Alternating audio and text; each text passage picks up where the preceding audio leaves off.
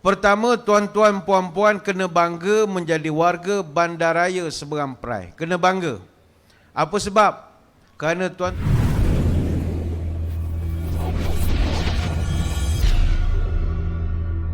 Assalamualaikum warahmatullahi wabarakatuh. Bismillahirrahmanirrahim. Alhamdulillahi hamdan katsiran tayyiban mubarakan fihi kama yanbaghi li jalali wajhika wa li 'azimi sultanik. Allahumma salli ala sayyidina Muhammadin abdika wa rasulika nabiyil ummi wa ala alihi wa sahbihi wa sallim. Nawaitu ta'alluma wa ta'lim wa tazakkura wa tazkir wa naf'a wal intifa' wal ifadah wal istifadah wal hasa ala tamassuki bi kitabillah wa sunnati rasulih wa du'a ilal huda wa dalalah alal khair ibtigha'a wajhillah wa mardatihi wa qurbihi wa thawabihi lillahi ta'ala. Allahumma raddina bi qada'ika wa sabirna ala balaika wa auzi'na syukra ni'maika. Ya Allah, jadikan kami redha menerima takdirmu, jadikan kami sabar menerima ujianmu, dan bimbinglah kami untuk sentiasa syukur kepada nikmatmu. Terima kasih yang berusaha saudara pengacara majlis. Yang saya hormati Datuk Azhar bin Haji Arsyad, Datuk Bandar Seberang Perai. Seterusnya yang saya hormati Cik Badrul Amin bin Abdul Hamid selaku Setiausaha Majlis Bandaraya Seberang Perai. Seterusnya yang dihormati juga barisan ahli-ahli Majlis Bandaraya.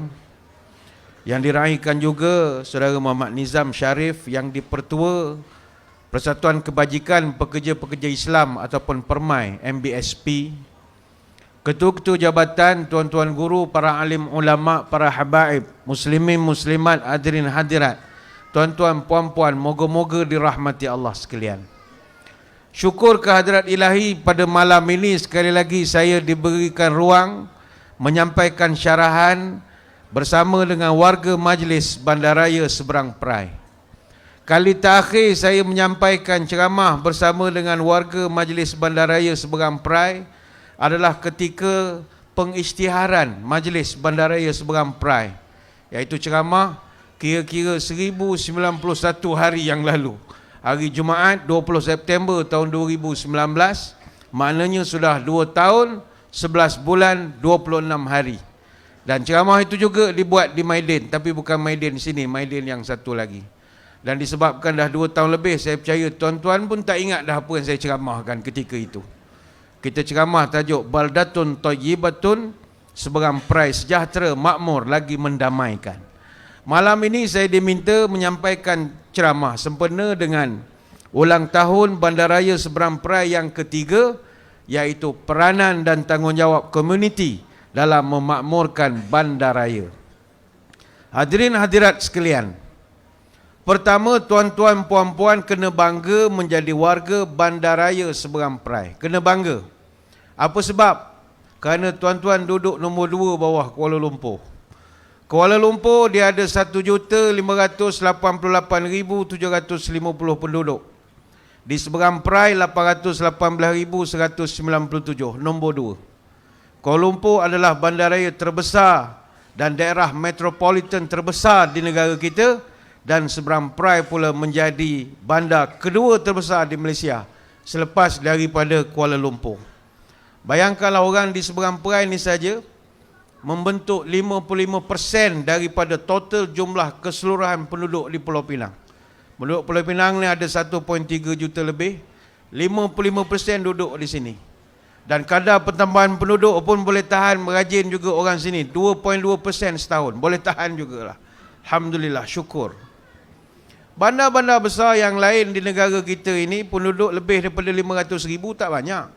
Georgetown, Ipoh, Kuching, Kota Kinabalu.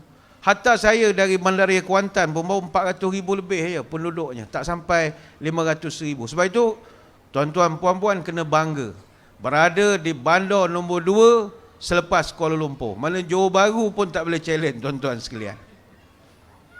Maka apakah peranan kita selaku warga seberang perai ini untuk nak memakmurkan bandaraya yang kita kasihi ini? Pada malam ini dalam kesempatan kita tengok mana yang sempat. Kita nak kena jaga 4 perkara. 4 perkara ini disebut dalam bahasa ringkasnya JERI. Jeri, jeri dan bagai-bagailah cara sebutannya. J yang pertama, jasmani. Kita nak makmurkan seberang perai ini, jagalah jasmani kita. Apa artinya? Jagalah kesihatan kita. Kesihatan ni mustahak. Dan insya-Allah kita di bandaraya seberang perai ini kemudahan untuk jaga kesihatan begitu banyak sekali. Bagus. Tahniah diucapkan kepada warga MBSP yang begitu komited memastikan tahap kesihatan warganya. Kesihatan ni tuan-tuan mustahak. Baik itu Nabi pun pesan, sihataka qabla saqamik. Jagalah sihat sebelum datangnya masa sakom. Sakom ni dia bukan sakit biasa. Sakom ni sakit bedridden. Menderita je, dia tersembuh-sembuh. Macam kita kalau kena demam, tu namanya sakit. Tapi kalau makan ubat apa semua, sembuh. Tapi kalau sakom ni dia lain. Dia sakit yang tak berkesudahan. Contoh orang kencing manis. Kencing manis lah sampai meninggal. Darah tinggi sampai mati. Kanser sampai mati. Dia tak ada fasa penyembuhan total. Sebab itu Nabi sebut sihataka qabla saqamik. Saqam ni dia beza dengan marid. Marid tu sakit juga. Sebab itu jagalah kesihatan. Khususnya bagi kita orang Islam, kesihatan ini sangat mustahak kerana kebanyakan daripada ibadah kita adalah punca dengan kesihatan. Tanpa kesihatan banyak ibadah tak boleh buat. Tuan-tuan kalau sakit lutut tak boleh semayang berdiri. Terus join the backbenchers club. Geng kursi belaka. Ini nak kongsi dengan Datuk Bandar dan tuan-tuan. Kami di Pahang nak buat di Masjid Kuantan, nak buat satu masjid nama Masjid Bandaraya. Masjid Bandaraya ni kalau siap esok masjid terbaik di Malaysia dari segi kemudahan. Kita buat backbenchers club yang proper. Tak payah nak angkut-angkut kursi apa. Kita buat kursi betul dah. Jadi tuan-tuan yang jenis sakit lutut terus duduk sajalah. Bila dah tak dari duduk boleh melorot, nyandar pula dah pada kursi tu. Kita buat permanent. Tapi jangan tiru, Kuantan buat dulu ya. Kuantan buat dulu. Orang sakit lutut ramai sangat lah. Sebab di Mekah banyak tempat-tempat kita, masjid-masjid yang buat proper lah kursinya supaya orang ni tarik ke depan, tarik ke belakang. Ada kes jemaah kita dia jenis bawa kursi semayang. Tapi time sujud, dia sujud. Time dia berdiri je dia terpaksa duduk. Jadi bila time dia sujud, kursi dia tinggal lah. Bila time dia duduk, duduk balik. Ada satu jemaah datang lambat. Nak cari kursi tak ada. Tengok ada kursi, orang tengah sujud, dia ambilnya kursi tu. Tuan Haji ni bangkit pada sujud, nak duduk, tak ada kursi. Gedebu, masuk hospital 3 hari. Kursi dia duduk, kursi dah tak ada dah. Rupa jemaah lain ambil. Jadi mengambil pelajaran dari itu, kita buatlah kursi yang proper. Tapi jangan, dia tak boleh cerita rahsia macam mana susunan dia apa semua. Tapi kalau sakit memang tak sempurna ibadah. Orang gaut, go out. Kalau gaut, go out lah jawabnya. Orang gaut, saya di masjid, saya ada 6 orang imam. Daripada 6, 4 orang okey, 2 orang gaut. Kalau time dia kena gaut, tak boleh kerja dia tuan-tuan. Nak jadi imam macam mana gaut?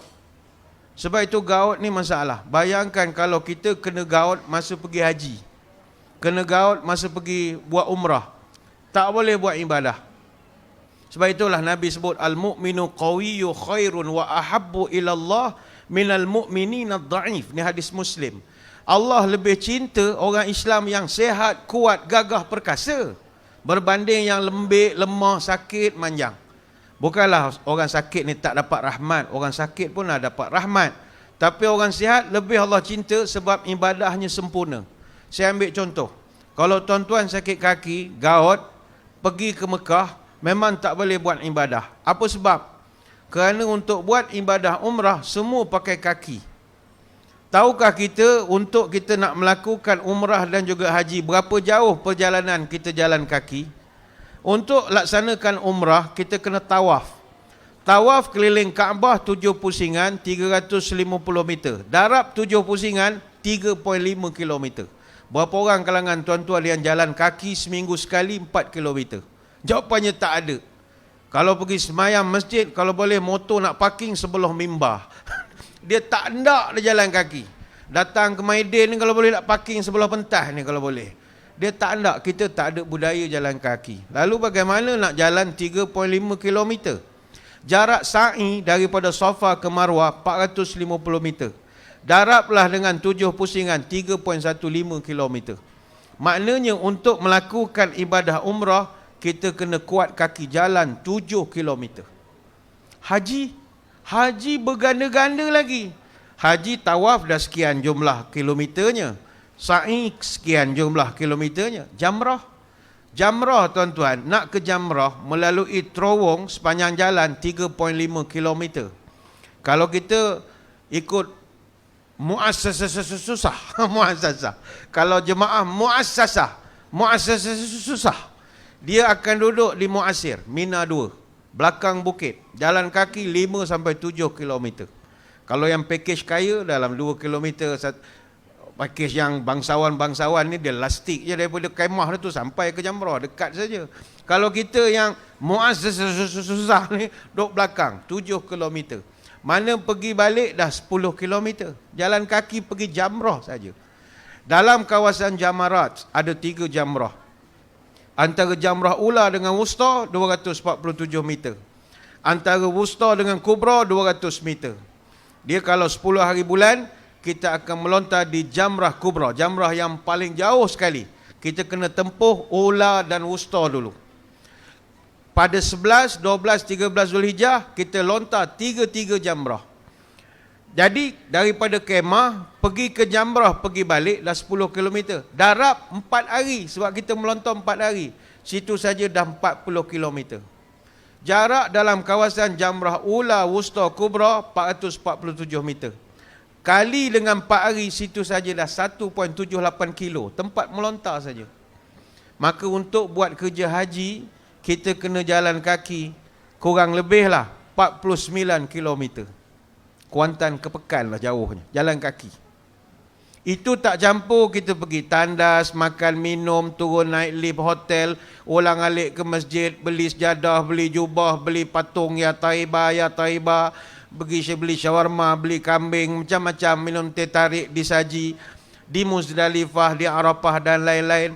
Bayangkan berapa banyak kederat nak pakai. Sebab itu Nabi suruh orang Islam jaga kesihatan. Sampaikan Nabi sebut sihat adalah nikmat kedua selepas daripada iman. Health is not everything, but everything is nothing without health. Nabi kita tuan-tuan, dia jarang sakit. Jadi kita sebagai umatnya kalau cinta Nabi, mesti usaha jangan kerap sangat sakit. Kita kena contoh Nabi.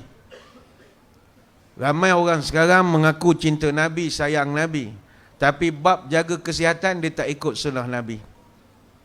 Sebab itu, kalau kita betul-betul melihat kepada sirah, bagaimana Nabi mengajar kita nak jaga jasmani, J itu tadi, jasmani. Nabi ajar yang pertama sekali makan mesti mau jaga. Ni kita duduk Penang ni kena jaga sikit lah. Banyak makan ni berbahaya sikit. Makan mesti mau jaga tuan-tuan. Soal makan bukan soal kecil. Tahukah kita dosa pertama manusia adalah makan? Dosa pertama manusia bukannya bunuh, pembunuhan Habil Qabil, tidak. Alam anhakuma anitilkuma syajarati wa aqul lakuma inna syaitana lakuma aduwwum mubin. Allah rakamkan peristiwa, bukankah aku larang kamu makan daripada buah pokok itu, tapi kamu degil dan kamu lupa setan tu musuh yang nyata. Surah Al-A'raf ayat 22. Jadi kesalahan manusia pertama adalah makan. Jadi jagalah makan. Yang kedua, punca penyakit tuan-tuan, semuanya makan. Tak ada orang boleh nafikan fakta ini. Semua punca penyakit adalah makan. Pernah satu orang pemimpin Rom yang duduk di Mesir nama Maukukis. Dia pernah kirim satu pasukan perubatan buat medical check up pada Nabi kita. Dan juga sahabat-sahabat sebagai dasar persahabatan. Dihantarlah pasukan medical check up. Mereka duduk hampir sebulan. Mereka dapati orang Madinah tak ada yang penyakit kronik. Termasuk Nabi kita seorang yang fit walaupun warga emas. Lantas ketua pasukan berubatan tanya kepada Nabi kita, minta maaf nak tanya, orang Madinah ni apa amalan? Sampai semuanya tak ada penyakit yang teruk-teruk. Nabi beri jawapan mudah. Nahnu qaumun la na'kul illa anju' wa iza akalna la numli'u nafsana minat ta'am. Kami adalah satu bangsa yang makan hanya bila lapar saja. Dan kami tak akan penuhkan perut kami dengan makanan. Ini yang Nabi ajarkan. Sebab itu syair Arab ada menyata al-ma'idatu baitud da' wal haimatu ra'sud dawa' wa'ati kullu badanin ma'awat tahu. Perut adalah sarang tempat penyakit. Berpantang adalah raja segala ubat. Berikanlah kepada badanmu apa yang dia biasa saja. Sebab itu hari ini kajian daripada Kementerian Kesihatan, ramai di kalangan rakyat Malaysia, dia berisiko penyakit berbahaya atau penyakit kronik yang tidak berjangkit. Non-communicable diseases. Ini paling banyak sekarang. Penyakit tak berjangkit ni apa contoh? Penyakit-penyakit kardiovaskular, jantung, yang melibatkan saluran darah, yang menyebabkan serangan jantung, stroke, tekanan darah tinggi, hiperkolesterol. Ini semua tak berjangkit. Tuan-tuan takkan berjangkit dengan orang penyakit jantung. Katalah orang sebelah kita ada pesakit jantung, baru tanam stem contoh. Tuan-tuan duduk sebelah, bzz, jangkit. Takkan berjangkit. Jantung bukan penyakit berjangkit. Termasuk juga kanser. Kanser bukan penyakit berjangkit. Duduklah sebelah orang kanser, limfoma ke apa ke, takkan berjangkit. Masyarakat sekarang dia mudah kena penyakit yang menjurus kepada amalan gaya hidup. Jantung, kencing manis, angin ahmar, kanser, darah tinggi, kegagalan buah pinggang, kerosakan paru-paru, penyakit tulang. Itu semua lifestyle, bukan soal jangkitan. Sebab itu kalau kita nak menjadi warga yang baik di kawasan kita ini, jagalah kesihatan. 8.7 juta rakyat kita tak makan sayur. Ini kajian yang dibuat oleh Kementerian Kesihatan. Maknanya ada 7.8% tak makan sayur, tak makan buah. 7.2% tak berjalankan aktiviti yang sepatutnya. Tak exercise, tak ada apa-apa aktiviti fizikal. Ini golongan kita panggil buat perabot kursi meja, kepala serabut duduk saja. Tak ada buat apa-apa. Ngunyah tengok Netflix, mengunyah tengok Netflix. Tapi maulud cinta Nabi, cinta Nabi. Dia ngunyah je kerja. Tak betul. Ini tak betul. Tak masuk lagi ada yang memang bunuh diri, isap rokok, minum arak. Ini memang bunuh diri betul. Ni minta maaf kau ada yang sensitif ya. Laporan Kesihatan dan Mobiliti Kebangsaan mencatatkan, ini anak-anak muda ni kena ingat, 5.6 juta rakyat Malaysia umur 18 tahun mengalami masalah berat badan. Bayangkan awak belum kahwin dah ada masalah berat badan. 27.8%, ni di Penang punya statistik, 27.8% penduduk di Penang alami obesity. Daripada 27.8%, 17.5% daripadanya kena kencing manis, 30.3% kena darah tinggi, 28% ada masalah jantung. Ini orang muda. Kami dulu pernah muda. Kami muda badan slim, you know. Awak orang muda sekarang pinggang dengan punggung pun tak tahu mana satu. Sama besar, banyak ngap. Makan Korea agak jadi begitu. Ya, mungkin zaman kita kedai melepak tak banyak, agak tak mencekik tu kurang, boba tak ada apa, tak ada. Ni orang muda, patut badan awak ni, kami cuba tengok gambar kami muda dulu. Slim saja. Smart. Cuma sekarang ni lah banyak majlis kenduri pergi, lain lah sikit. Orang muda kena kontrol. Kena jaga makan. Jangan ikut hawa nafsu. Minum kopi bercampur susu. Kalau tawar ditambah gula. Jangan diikutkan hawa nafsu, lama-lama menjadi gila. Anak ayam ditimbang pukal, bawa ke pekan ke rumah setinggan. Kalau nafsu melebihi akal, umpama makan tak cukup sepinggan. Tanam bunga dalam pasu, bunga melati, bunga pandan. Jangan diikutkan hawa nafsu, kelak nanti binasa badan. Orang kita pula kalau bak makan payah. Peluh berkira, makan berselera. Masa makan bersimbah peluh, bila bekerja asyik mengeluh. pucuk lebah, gading gajah, bekerja segan, tapi bila makan gagah. Itu orang kita. Ni habis majlis ni sekarang. Kalau ada sedia makan ke tak ada sebenarnya? Tak ada. Biasanya ada dia sediakan makan. Ceramah pun ada makan juga, bayangkanlah. Habis majlis mesti ada makan. Banyak lauk, lamalah duduk. Banyak kuih, duduk tak beralih. Dia ceramah yang paling banyak makan Maulidur Rasul. Bayangkanlah cerita Maulid cinta Nabi, puak makan. Dia kalau Ma'ijrah tak buat makan, okey lagi. Nisfu Sa'ban tak buat ceramah, tak ada makan, okey lagi. Ceramah malam ni pun ulang tahun apa, ambil SP ke, tak ada makan pun jemaah tak marah. Tapi kalau maulud tak buat makan, orang mengamuk. Apa sebab? Maulud dengan mulut dekat-dekat. Dia mesti mau berani. Mesti mau berani. Lepas tu tuan-tuan tengok penceramah semua perut besar. Apa sebab? Masjid punya salah lah. Tiap-tiap malam kambing. Ingat larat kami nak makan kambing. Bila tak makan ustaz ni kita special. Dia tak tahu malam tadi kita dah melantak kambing lah masjid lain. Masjid kau pula. Mati muda semua penceramah esok. Apatah lagi kalau datang ke Penang. Penang ni pula tuan-tuan, surga makanan. Saya ingat dulu masa almarhum Tuanku Sultan Ahmad Pahang. Dia peramah. Kalau dengan orang dia suka tanya asal mana.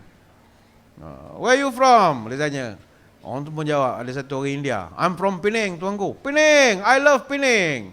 I love the people. Dia kata, ayat dia saya ingat lagi. I love the food. Makan. Dia Penang ni surga makanan lah. Kalau Pasembo tu persiaran geni, Padang Kota Lama, tapak menjaja sekitar Jelutong, marvelous lah. Kalau nasi kandar, nalarka lah. Nasi kandar Pelita, Chai Leng Park, Amidia, nasi kandar Beratok, Liakat Ali, nasi bandar Kampung Melayu, nasi kandar original Bukit Jambul. Kalau laksa Penang, laksa Janggus, Kampung Perleh, Balik Pulau, cendol, Chow Rasta, Chow Kueh Tiaw, Adam Chow Kueh Tiaw Matang Pau, Chow Kueh Tiaw Sungai Dua, Madi Chow Kueh Tiaw Batu Peringgi, Popiah Basah Taman Tun Sadun, Jalan Lipa Manca Glugok, Rajak Tonggek Pantai Road, mi goreng mamak Pokok Ceri Bagalua Batuan Nalarka, mi goreng sotong Coconut Shake Padang Kota, Murtabak Amidia Lebuh Campbell Georgetown. Kalau main tang seberang Puai tu dia Baam, Batuan ada, seberang Jaya ada, Bukit Mentajam dan Libon Tebal ada. Saya kalau main Penang, orang bawa pergi makan. Ustaz, jom pergi makan si kandar Ustaz. Sur pun sur lah. Tuan-tuan, tahukah kita Nabi SAW tak pernah kenyang selama 3 hari berturut-turut. Tak pernah. Nabi dia amalkan satu budaya, dia kalau makan hari ni, esok dia tak makan. Kalau dia dah makan hari ni, esok, lusa dia tak makan. Dia tak akan kenyang 3 hari continuously. Tak pernah. Sehingga kan isteri dia sendiri, Aisyah radhiyallahu anha mengatakan, ma syabi'a Rasulullah SAW salasata ayamin mutawaliyatin. Nabi tak pernah kenyang 3 hari berturut. Kalau dia tak puasa pun dia tak makan dia. Mana dia tak akan hari-hari. Kita setakat malam ni dah berapa hari kenyang. Kenyang yang petang tadi, makan petang tadi pun ada lagi. Tapi masih lagi berangan. Habis ceramah ni aku nak mencekik apa lagi ni sekarang. Roti canai. Sur dia kerja. Asyik nak sur dia. Bayangkanlah. Orang kita pula ni, terutama masjid surau ni, kita tegur lah sikit. Orang masjid kalau tak tegur macam mana pula. Tiap-tiap malam buat kambing makan. Tuan-tuan, orang kita bila masak dia buat kambing. Bila time dia makan kambing tu, dia rasa macam masuk surga lah. Sunnah Ustaz, sunnah, sur. Dia rasa makan kambing tu masuk surga. Ini kita nak perbetulkan. Benarkah makan kambing tu sunnah Nabi SAW? Jawapan kita, ya. Tapi adakah makanan lain itu tidak sunnah? Makanan lain pun sunnah juga. Bukanlah sunnah, maknanya Nabi makan juga. Cuma orang kita kalau tang kambing, dia rasa makan kambing lebih masuk surga berbanding makan ayam. Makan kambing lebih masuk surga berbanding makan roti canai. Ini tak betul. Ini ajaran Yapil namanya. Mana ada mengaji cara begitu. Hatta kalau kita nak kaji sirah, kata Anas bin Malik radhiyallahu anhu, ma'akalan Nabi sallallahu alaihi wasallam khubzan muraqqaqan wala syatan masmutatan hatta laqi Allah. Kata Anas bin Malik, dia serve Nabi berapa tahun.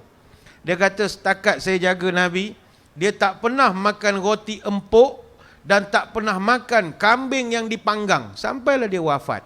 Jadi yang tuan-tuan makan nasi kambing bakar, barbecue golek, jangan perasan itu sunnah. Dah.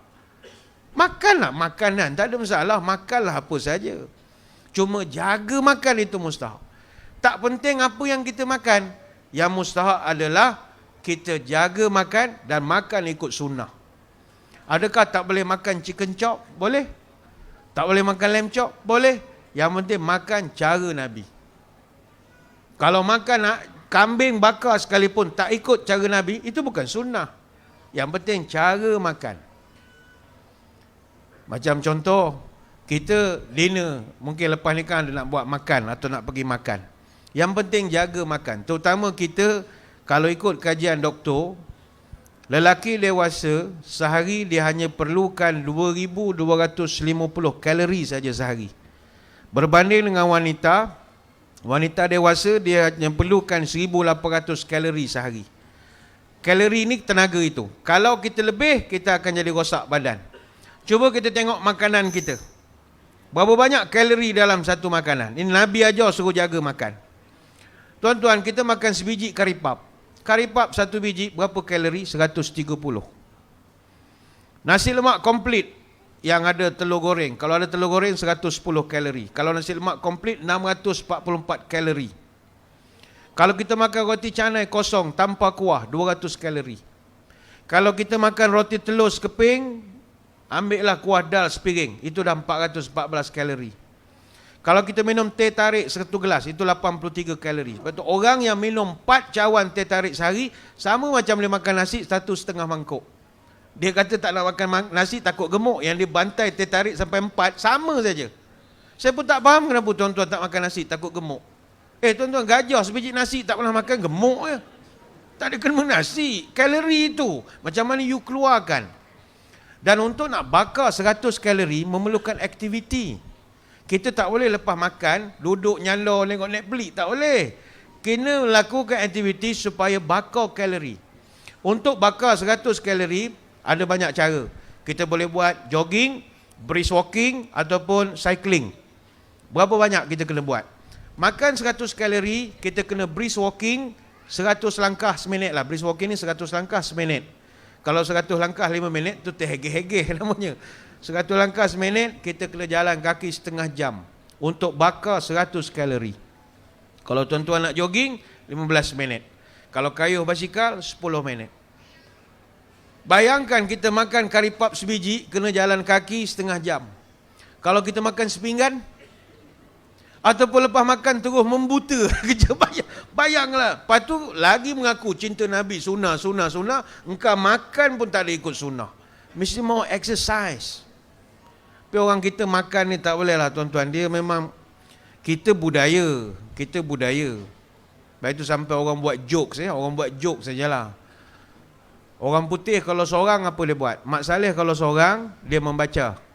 Kalau berdua, dia travel, mengembara. Kalau bertiga, dia jajah negara orang. Itu orang putih punya perangai. Kalau Melayu lain. Melayu kalau seorang, dia tidur. Kalau berdua, dia mengumpat. Asal bertiga, teh tarik. Dia tak boleh ramai. Asal ramai je kedai mamak. Dia tak boleh ramai. Asal ramai je mengetih. Jadi ni dia jadi budaya kita. Marilah kita ubah. Ini sumbangan kita kepada tempat tinggal kita ini. Kita jadi warga yang sihat, supaya menjadi contoh kepada orang lain. Kami di Seberang Perai warga paling sihat sekali. Kadar penyakit kronik di kalangan kami paling rendah. Ini akan mencatatkan rekod lagi lah untuk kawasan kita ini. Sebab itu minta maaf. Nabi SAW, dia tidak suka kepada orang yang badannya gemuk-gemuk. Nabi tidak suka.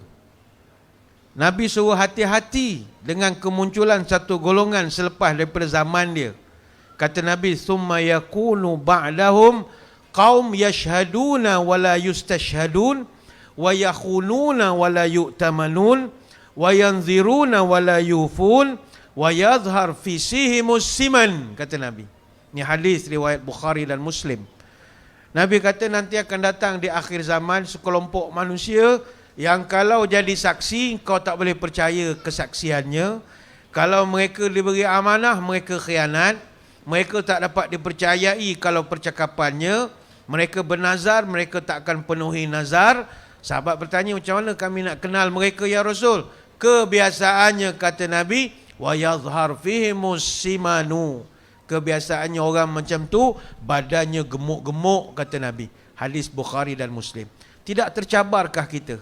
Kita mengaku cinta Nabi, tapi kita tak berusaha untuk jaga badan kita. Ini bukan body shaming apa tidak. Ini nasihat.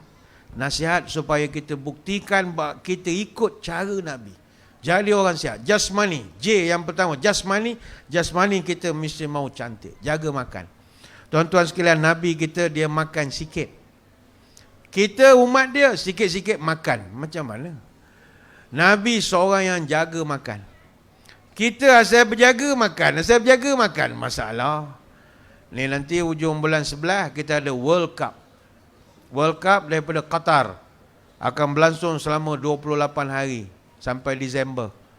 Nanti saya ingat di Maidin ni pun akan ada lah big screen. MBSP pun akan buat big screen. Tuan-tuan tak banjir boleh lah big screen. Kami faham bulan 11 standby banjir. Big screen apa? Big kemah ada lah standby. Jadi kita ramai tidur bola, makan bola, melerak bola. Bola pula tengah malam.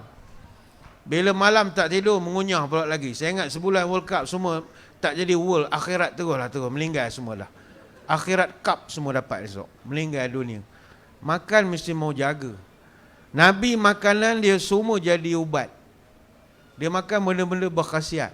Tapi kita sekarang ubat jadi makanan. Kesian betul. Segenggam ubat makan pagi-pagi.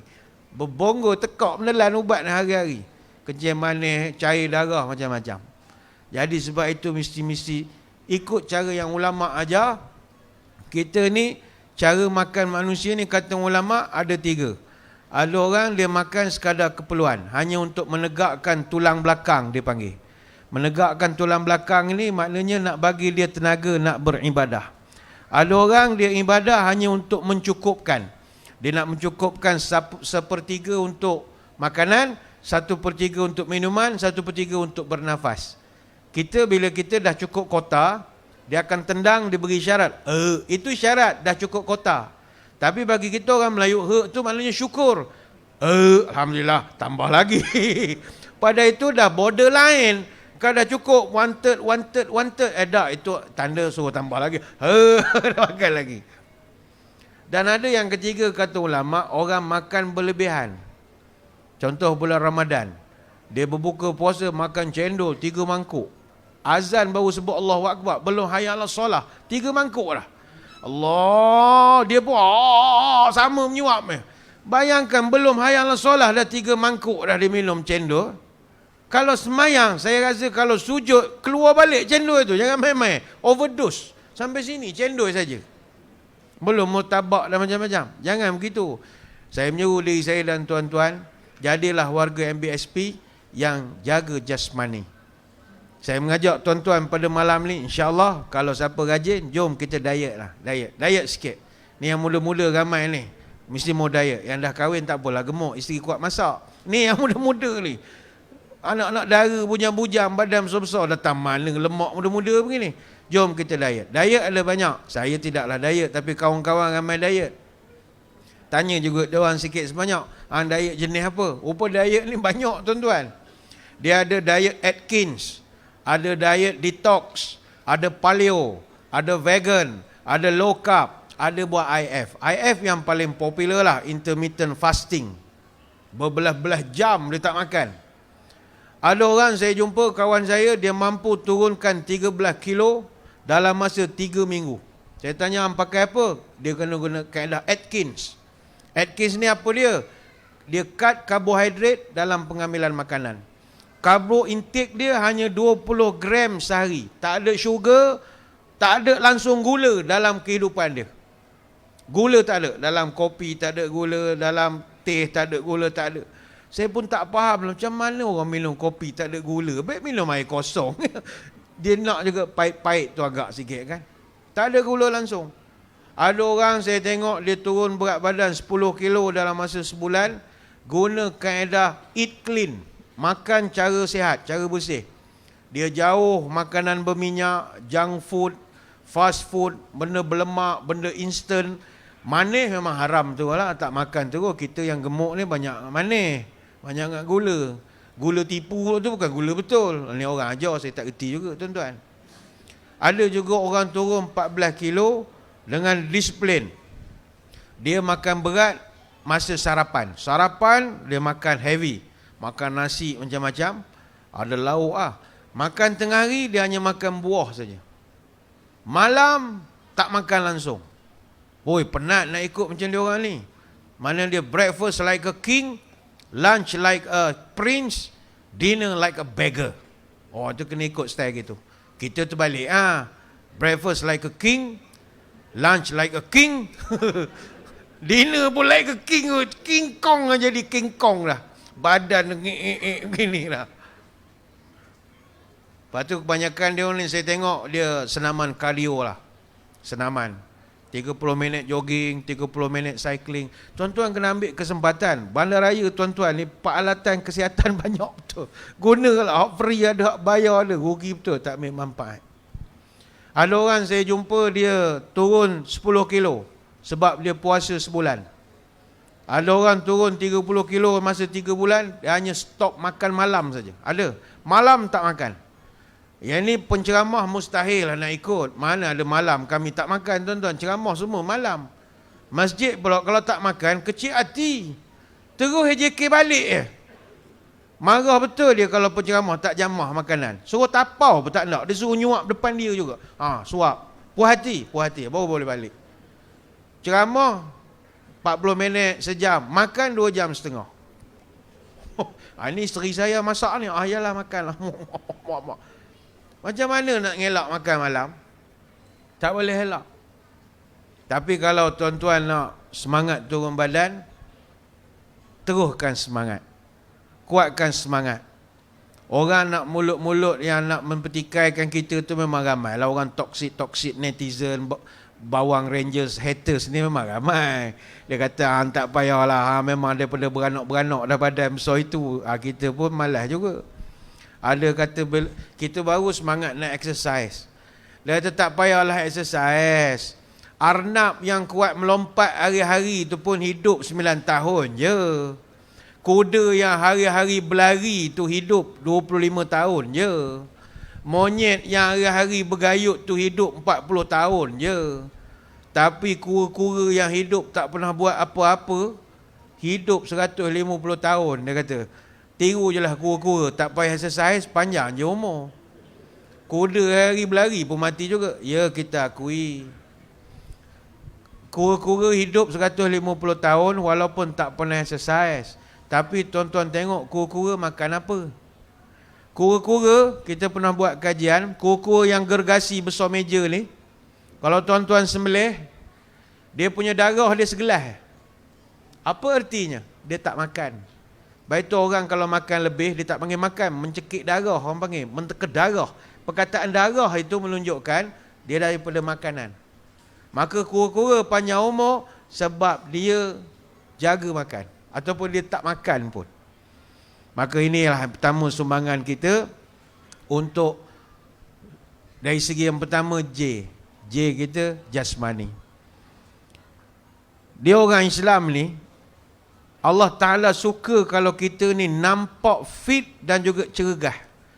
Baik itu dalam Quran ada satu ayat, surah Al-Baqarah ayat 247. Qala innallaha astafahu alaikum wa zadahu bastatan fil ilmi wal jismi. Perkataan jasmani itu.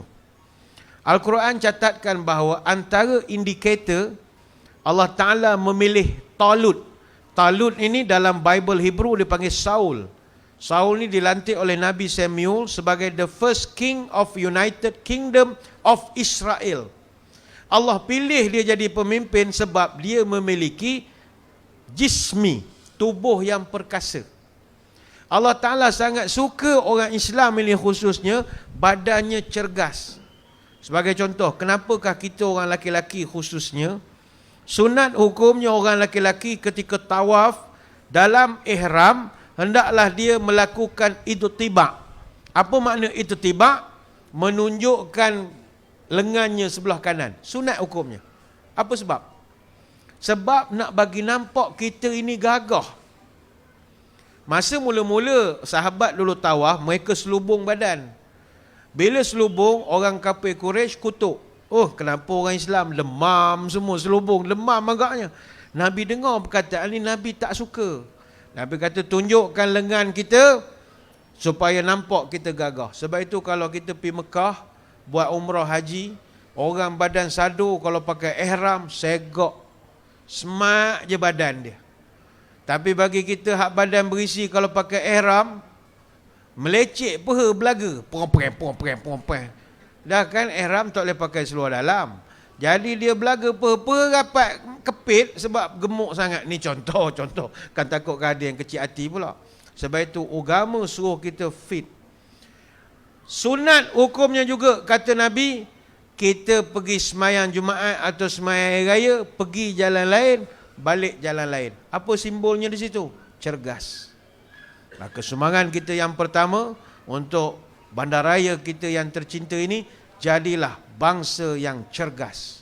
Jaga makan, jaga kesihatan. Ini yang pertama. Yang kedua, hurufnya adalah huruf I. I ni emosi. Ini saya ringkas sajalah. Tuan-tuan nampak lapar dah semuanya ya. Lapar. Saya ceramah lapar. Yang kedua, I emosi. Ini saya ringkas saja. Kita sekarang ini baru pulih sebenarnya.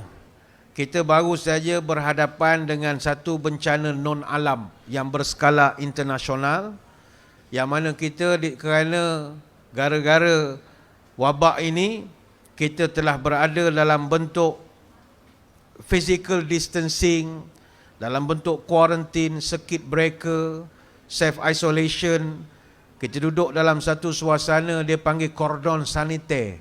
Kordon saniter ni istilah pembersihan besar-besaran negara. Lalu kita terpaksa didudukkan dalam suasana dia panggil PKP, Perintah Kawalan Pergerakan. Dan tak ramai orang menyedari bahawa COVID-19 telah memberi kesan bukan sekadar daripada segi kesihatan, keselamatan, ekonomi, sosial, tidak. Yang paling orang takut sekali, dia membunuh jiwa dan mental kita. COVID-19 ni orang mati fizikal ramai, tapi tak seramai yang mati jiwa. Berapa ramai orang yang dah tumbang semasa PKP, belum dapat bangkit sempurna lagi ni. Kedai kita ni baru bangkit ni, tapi berapa banyak belum dapat dibuka sepenuhnya.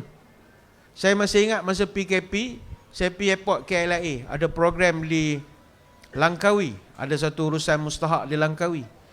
Saya pergi airport, kosong, tak ada apa-apa, meniaga tak ada, orang tak ada apa-apa. Rasa macam duduk di negara perang. Saya naik kapal terbang, saya 3 orang.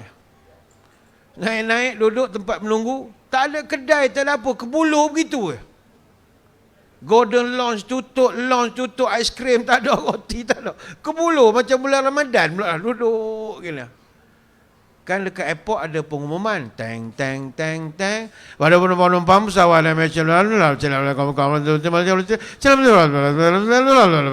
biasa ada, mana ada? Dia punya announcement dia buat macam mana? Kapten datang bagi maklumat. Assalamualaikum ya. Macam nak meminang pula lah. Assalamualaikum, kita akan terbang sebentar lagi, jadi harap boleh sediakanlah ya apa-apa beg ya. Okey, sekian, terima kasih. Kapten datang. Pramugari jaga jarak, mana ada melayan-melayannya masa tu, PKP teruk masa tu. Bayangkanlah tuan-tuan, kita nak bangkit lagi, belum habis bangkit lagi ni. Kesan psikologi akibat COVID-19 sangat banyak. Macam kesan psikologi dari segi apa? Kesan psikologi kerana kerap buat saringan. Psikologi tuan-tuan. Saya masih ingat kami orang masjid, ada di kalangan kami imam, ada seorang imam tu dia kena panggil jolok hidung lah. Kena jolok hidung ni 71 kali. Apa sebab? Kerana masa tu kita pakai sistem dia panggil apa ya? Cluster, bukan cluster. Dia kesan menggunakan MySejahtera.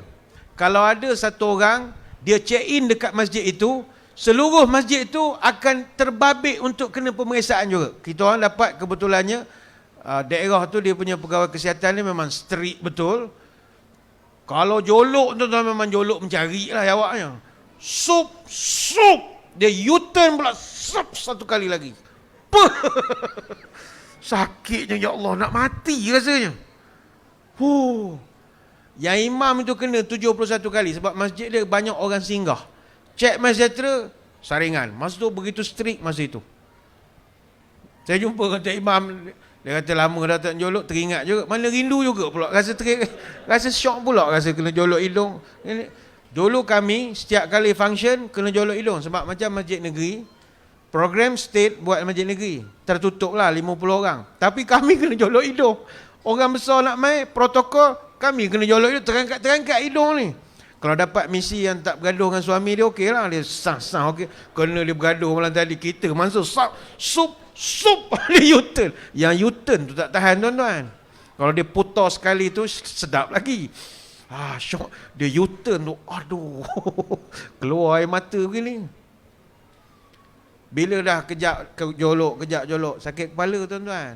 Tapi sekarang Alhamdulillah, tak ada lah. Syukur, nikmat. Tapi kesan tu ada. Kesan psikologi kalau positif COVID-19, pening. Saya percaya ada tuan-tuan sini alumni COVID ni, ada ni alumni, ada ni. Tak buat persatuan lah, persatuan alumni. Saya Alhamdulillah tak kena, Alhamdulillah lah.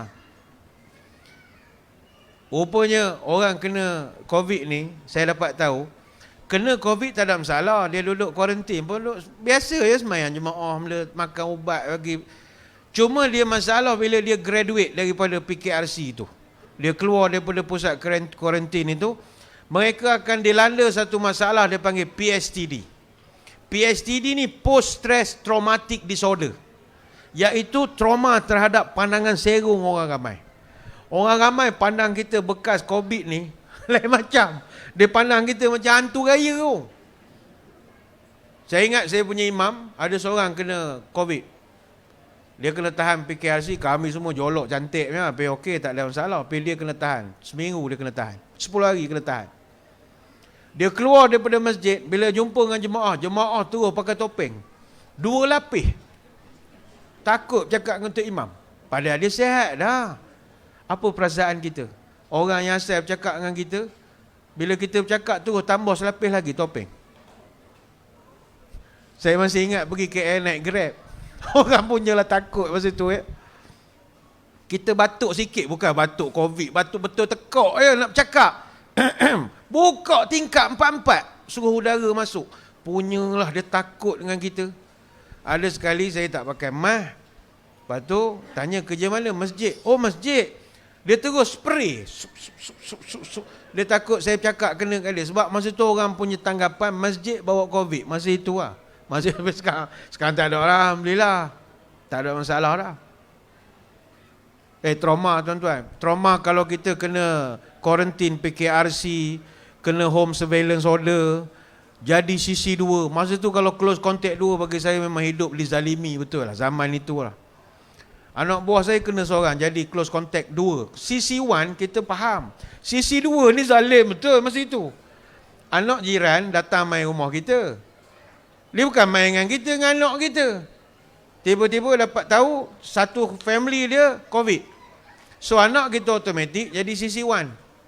Kita tak semena-mena jadi CC2. Kalau kami yang makan gaji kerajaan tak ada masalah, CC2 ke CC3 ke CC4 ke CC10 ke, duduk rumah 10 hari gaji jalan, tak ada masalah.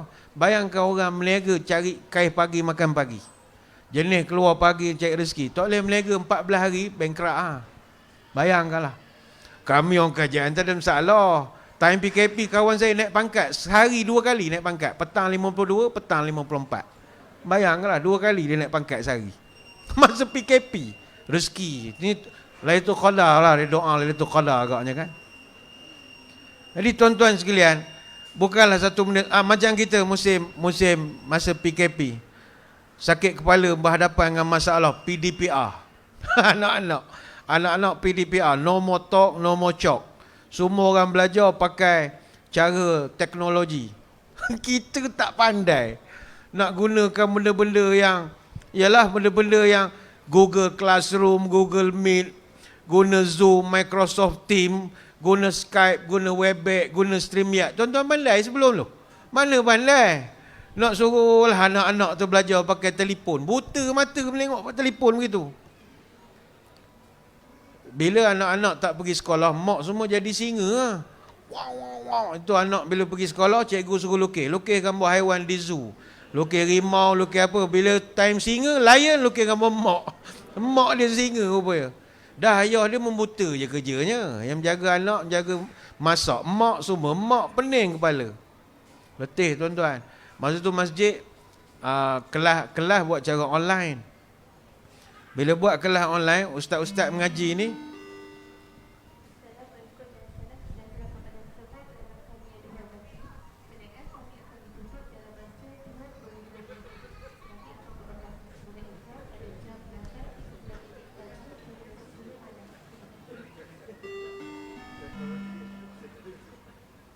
satu bahasa je tak? Ke macam airport 3 bahasa? Kalau airport 3, tayang Arab datang 4. Oh, Langkawi. Letih melunggu. 4 bahasa. Tak ada lah. Tak ingat dah cerita apa tu. Kita stres duduk di rumah masa PDPR. Pening tuan-tuan. Masa masjid. Kami lu arahkan semua guru-guru mengajar maghrib, guru takmir. Okey, engkau kelas tak ada, allowance jalan. Janganlah masuk neraka esok. Buat kelas online. Kami tak pandai. Belajarlah. Ajar bagi panduan. Pakai telefon masing-masing. Daripada maghrib sampai isyak, kami menengok gambar kipas berpusing. Rupanya dia tala kamera kat atas. Muka pun tak ada. Anak murid tengok, Allah, mabuk menengok. Kipas duk. Lepas tu ngaji, anak berlari belakang. Isteri berkemban lalu nampak, aduh. Tapi itu masa tu bulan 5 kan, kita baru belajar. Bulan 6, bulan 7, bulan 8 dah terror dah. Lepas pada tu siap tukar background lagi. Kejap Mekah, kejap Madinah. Wah, handai dah tu ustaz-ustaz jangan main. Orang nampak je pencen begitu. Ini semua kenangan kita lah. Tapi sebenarnya tuan-tuan, kita stres, sakit kepala. Lepas itu sekarang ni kita baru pulih emosi kita. Sebab itu Kementerian Kesihatan Malaysia, dia buka satu talian, dia panggil talian bantuan sokongan psikososial. Dan dia buat talian tu, dia ada satu laporan yang dia buat. Mereka terima 122,328 panggilan sejak pada PKP sampai 18 Jun 2021. Orang bercerita tentang masalah kehilangan pekerjaan, hilang pendapatan, hilang tempat bergantung, masalah rumah tangga kelahi siang malam. Sebab suami isteri dia tak boleh duduk, tak berpisah, tak boleh. Lepas tu orang tua-tua pesan, sayang anak, tangan-tangankan. Sayang isteri, tinggalkan. Isteri suami dia tak boleh melekat, macam melangkah. Dia akan kelahi. Dia kena berpisah. Weekend husband, PJJ sekali-sekala. Dah PKP hari-hari tengok muka dia. Bergaduh. Bergaduh. Orang poligami pun pening kepala juga. Sudahlah. Dah gentah daerah. Tak boleh menyesal pula aku. Dah pandai dengan muka.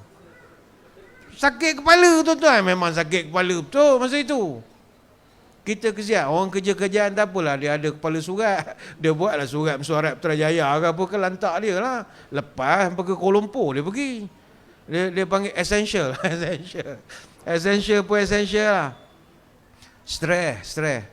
Jadi kita sekarang ni, kita tak nak sampai berlaku dalam masyarakat kita di seberang perai ini, stres ini yang tidak berkesudahan. Sebab itu kalau kita tanya secara jujur, berapa orang di kalangan tuan-tuan dalam tempoh 2 minggu kebelakangan ni rasa sedih hampir setiap hari? Dah 2 minggu, hari-hari down saja. Dah 2 minggu. Siapa di kalangan tuan-tuan dah mula dalam masa seminggu 2 ni dah hilang minat terhadap perkara yang selama ni kita suka? Contoh, ibu-ibu dah tak pergi dapur dah. Padahal suka masak. Tapi dah 2 minggu dah jadi malas. Kita suka pergi potong rumput ke, berkebun ke apa, tapi dah 2 minggu ni malas. Kita jadi malas, monyok begitu je. Berapa orang di kalangan kita dah tak selera dah makan kebelakangan ni? Atau sebaliknya makin bertambah pula selera. Selapar perut. Berapa orang di kalangan kita dalam masa seminggu 2 ni dah mula payah tidur, ataupun rasa asyik nak membuta kerja. Letak kepala nak tidur, menyandar nak tidur, dalam kereta tidur.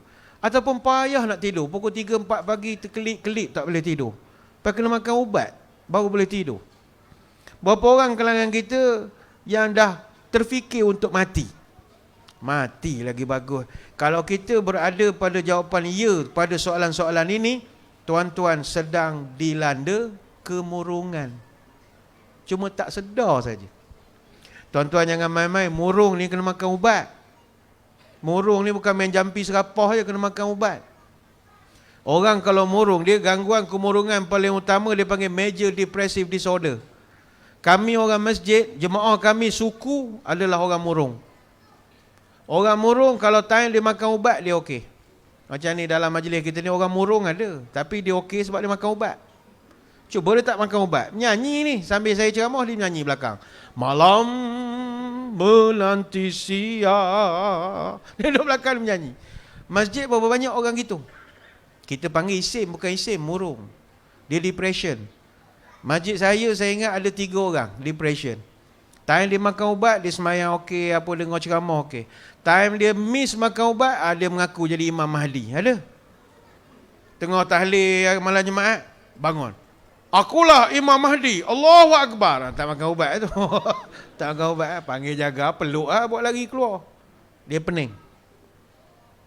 Baik tu hati-hatilah. Dia orang stres, emosi ni ada banyak.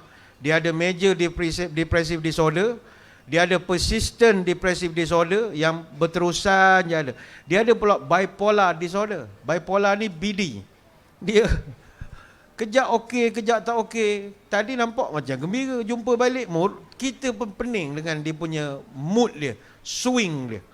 Ada orang yang seasonal depression.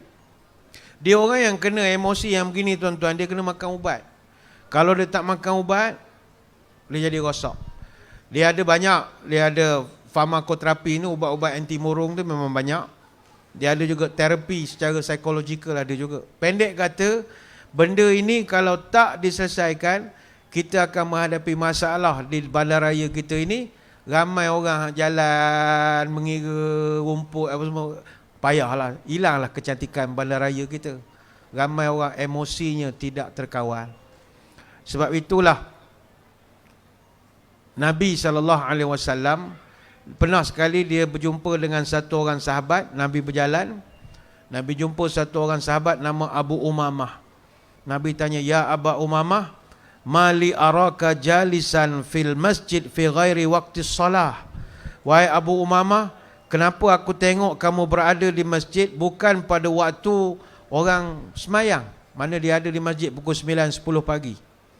Apa jawab Abu Umamah? Humumun lazimatni ya Rasul wa duyun.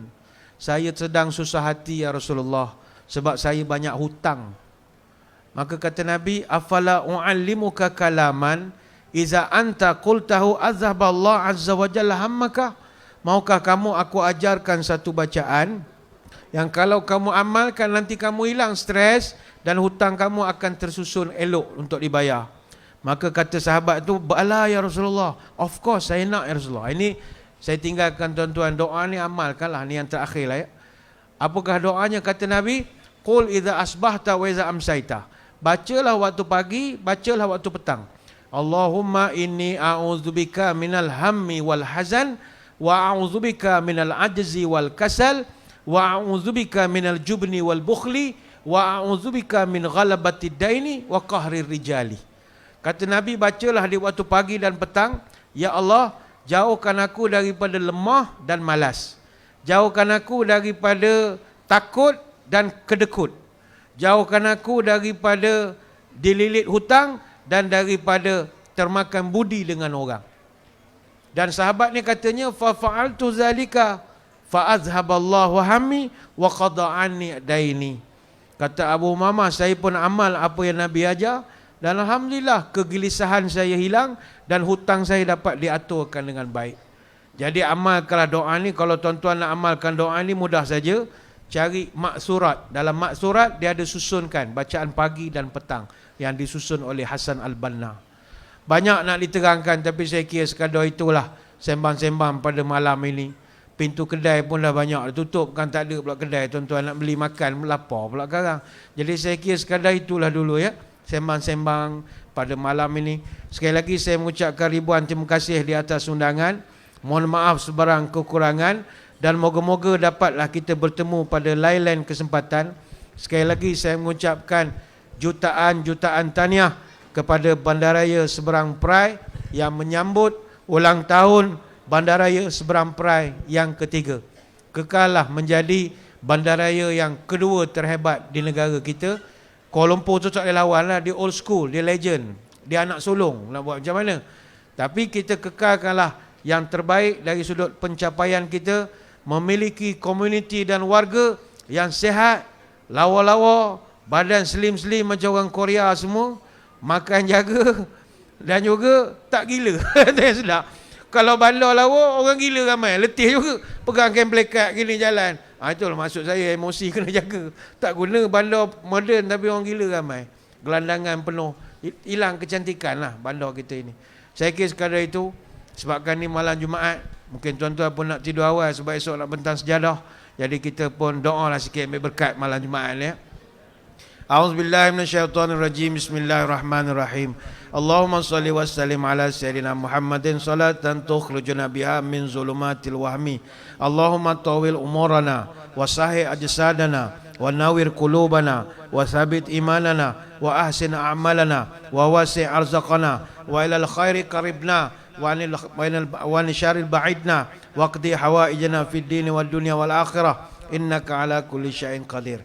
Ya Allah, panjangkanlah umur kami, sihatkanlah tubuh badan kami, terangkanlah hati kami, tetapkanlah iman kami, elokkanlah amalan kami, luaskanlah rezeki kami, dekatkanlah kami dengan kebaikan, jauhkanlah kami dari kejahatan, kabulkanlah segala doa kami, sama ada dalam urusan agama, dunia ataupun akhirat.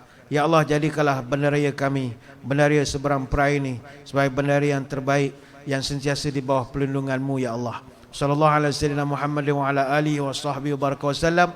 Walhamdulillahi rabbil alamin. Sekadar itu, assalamualaikum warahmatullahi wabarakatuh. Wallahu alam.